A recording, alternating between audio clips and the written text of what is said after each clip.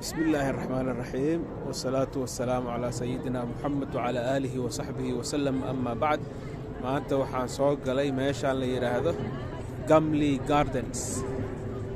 marka aan fiirino waa markii igu horeysay meeshaan aan arkaayo sida ay u samaysan tahay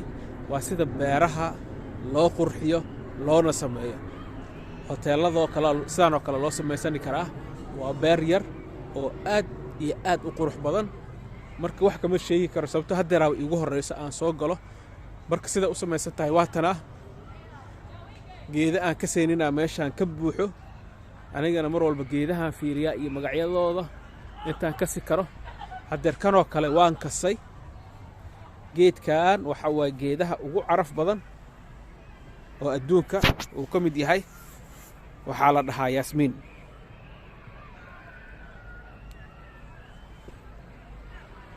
الله عرفتيسه ما شاء الله تبارك الله جيت كان ياسمين الله صومالي ادي ugu bixi karaa laakiin waxa isoo jiitay geedahan fiyorahan aad u jeedaan oo la dhaho magacooda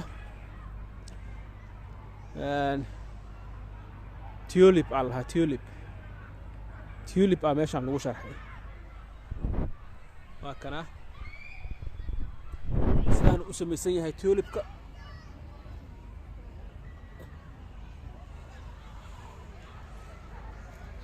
تولب عدان قدود جالو بنفسج اسكو دحجر marka maanta ciid waaye familka dhinacaas uu fadhiya halkaas ay wada fadhiyaan familkii laakiin meeshaan aad iyo aad ii soo jiidatay marka meelahan oo kala arko madaayo waa soo galaa meeshaan waxa la dhahaa Burgess Park waxa lagu carfiyay geedaha la dhahayo yasmiin dhowr xabba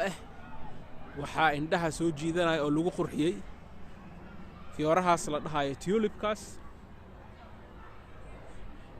halkaas fiyora kala meesha ugu ka muuqdo oo la dhahayo caladielus marka waa kaas geedkan waxa la dhahaa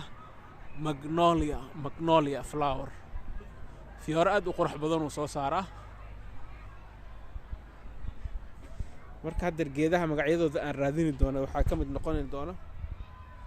geedkan barbalka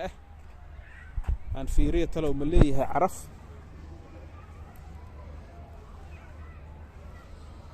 gacanteeda wili waxa ka carfayso yasmiinkii aan ursooda gacanteeda wili ka carfayso